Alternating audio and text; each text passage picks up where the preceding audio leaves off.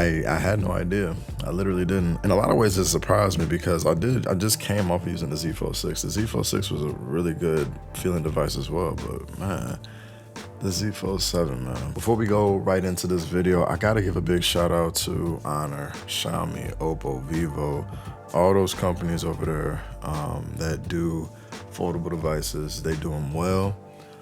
Some say they do them the best. You know, they probably give the most robust, most versatile camera system on foldables. They definitely are killing in the battery department in terms of what they're offering. But I just gotta lay it out to you guys. I know I haven't bought foreign in a minute, and it's looking like I probably won't be buying foreign in a while, or anytime soon rather. I think we in good hands, man. Samsung got us over here, and I'm not just saying it. I think I would venture to say that I would still much rather have this device in pocket than any of those other joints. And this is why I'm outlining in this video 5 reasons, 5 things that I've really been liking about the Z Fold 7 and why it's killing them other phones over there, them other brands. So let's go ahead and talk about it. What's good, Josh? Man, Wayne Trainer. We are back with another joint, man. The Z Fold coverage continues over here. We gotta start off with a few of my favorite things that I've been liking about this device. And oddly enough, like, I'm not really sure if this feature was on the Z Fold 6. I guess I just didn't pay attention, but that little status bar, that little live update thing that they do, that's supposed to be kind of like a dynamic island competitor. Samsung's iteration of it is pretty nice. At least, I haven't dove deep into it, but there was one day I was just driving and I seen it up in the corner, and I just kept seeing it every time I played music. I'm like, oh, this is kind of clean. Like, this little, had a nice little ticker up at the top, and then you click on it and it takes you, to like a quick little pop-up menu. Also, if you have maps open, you can click it, swipe it down, and now you got a nice little quick view of your maps as well. So, but for those couple things, I really like that. Minor, but something great. Now, staying in the software department, let's move over here to the Now Brief. Now, people have been talking about the Now Brief all over the place. It's not bad. I actually kind of like it. It's basically curated content for you, gives you an update, in the morning, evening, at night. So, it gives you like weather updates, news updates. And you can click on different options that you want your Now Brief to kind of focus on. And I pretty much clicked everything so it can just kind of give me all that at once. And it's kind of cool. Like, the one thing that I don't like that I'll touch on right now is that it just, like, when you do the voice playback of it, it sounds way too robotic. Yeah, hear that, right? 8 hours? Here's today's top story. Live in a city? Just 15 minutes of this a day can significantly boost your mental health. That's it for now. Check back again later. Almost like Bixby's talking to me, and I don't like that. So if there was a way that can get that, like, Google Assistant, whatever, to come in there and read that back to me, that'd be fire. But outside of that, it's a pretty nice little feature. I'm feeling it. And just in general, like I said, the software, taking it over to the next thing, software. One UI. Do I gotta keep saying it, man? I gotta keep telling y'all, One UI is hands down the best Android OS. One UI, really, it's not really much out there better. Like, it's the fluidity, the smoothness, the animations, all the stuff that we speak about, what makes an OS a great OS. The UI elements themselves, like just kind of navigating through the actual phone, whatever you choose, if it's a foldable, if it's the S series, if it's a cheap joint, it just feels so cohesive, so nice. It doesn't give you this weird cartoony, poppy kind of thing like how they used to do with TouchWiz back in the day. I'm seeing, Vivo, if I'm not mistaken, I think they do like Fun Touch or something. Now, I haven't dove deep into their software, but from screenshots and screen recordings that people do from some of these phones, it looks very cartoony, very childish, so to speak. In a lot of ways, stock Android 16 gives me those vibes. I just love what Samsung has done. They've really taken that Android 16 and matured it and made it feel like an adult's operating system. And I appreciate that. At the beginning, I gave shout out to, Honor, Oppo, Vivo, Xiaomi and them dudes.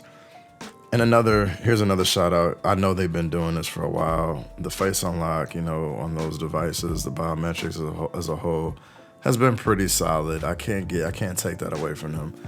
But I gotta give the nod right now to Samsung for finally joining in. Face unlock is here. I don't know if anybody's talking about it. Maybe everybody else's experience isn't the same as mine, but for me, the face unlock has been insanely good. Like I have not seen it be this good in a long time. Like the Pixel was doing okay for a minute with the recent, like the 9A. I saw that it was a little bit of a performance bump over there, but Samsung took it up a notch. You can actually unlock at night. Throughout the day, I don't have many hiccups with it recognizing my face. Now, again, I don't see many people talking about it, but like if you are having trouble with that, definitely look at adding multiple faces, and I would suggest doing it in multiple like different settings. So wherever you, for the most part, gonna be, if you are gonna be more of in a dimly lit environment, definitely try to do a face in that environment, and then do one in a slightly, like, I won't say overexposed, but like, you know, something pretty bright, because I noticed that at times if you go out and about, it does affect the face unlock, depending on how bright it is outside. So be mindful of that. You might have to do a little bit of that whenever you unlock in bright sunlight. So, and listen, this is the last thing, the last reason, the nail in the coffin for the most part. Ain't no company seeing Samsung right now when it comes to the build quality of these foldable devices. Listen, man, I don't care. I seen the Honor. Honor's nice. I love that little print that they got on the hinge. Fire, right? Super fire. You know, Xiaomi's always done really well with the build quality. Again, I see y'all, okay? But do I gotta say it again, man? Y'all see that squareness? Do y'all see that? There is just a level of professionalism, a level of, this is grown man right here. Like, this is grown man phone right here. Some of that stuff that they doing over there with the rounded corners and the rounded edges, like, it's nice. Don't get me wrong, it's nice. But it don't give me grown man vibes. It gives me like, I don't know, teenager, you know, fit, you know, we fit in type of crowd, like the hipster. It gives me hipster type of vibes. But like, the foldable is here for the grown-ups, all right? And again, I'm mad that they took away the S Pen. For me, the pivot was to just do more voice memos and voice messages, which is what I've been doing anyway. So that's what I would suggest to you guys that were big into written stuff on the fold. Just switch over to the voice stuff. You know, I think you'll be fine. But the thinness of this device has done so much for it in a way that I knew it would. I absolutely knew it would. I told myself a long time ago that if the perfect fold has to be about as thin as a normal slab device for it to be.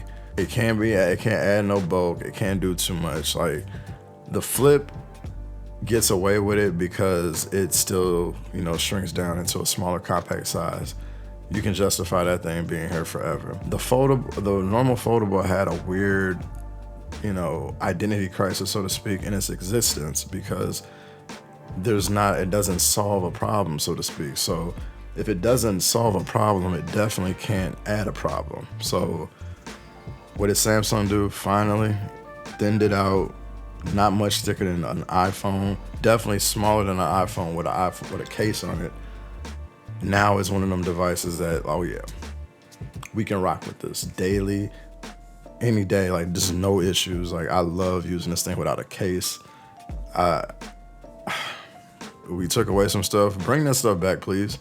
Like, y'all took it away, bring it back in some way, shape, or form. Another S Pen, you know, it don't gotta have a digitizer. You can copy what Apple does. Do something.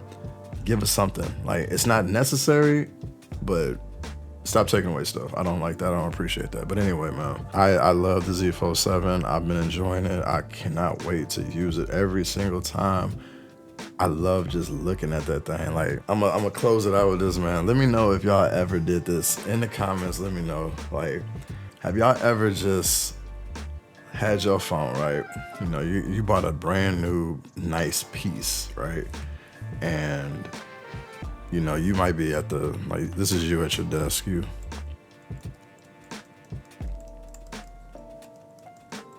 And then like you just, you know, throughout your shift, you just check it for messages you know you ain't got. You don't even care about the messages. You hope somebody texts you so that way you got a reason to pick up the phone. You just be. And then it just gets to the point where it's like, all right, I can't even. I'm gonna play it out all the way, like.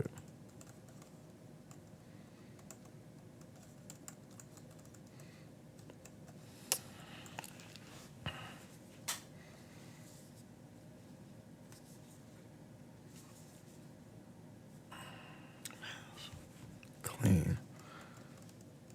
Man, look at this.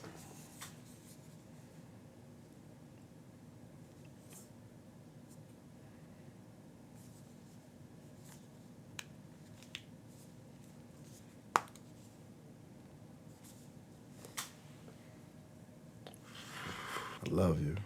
I love you. Nah, y'all probably don't do that part, but like I said, like, subscribe, share, man. Do it up for your boy. It's your man, Wayne Train. We out.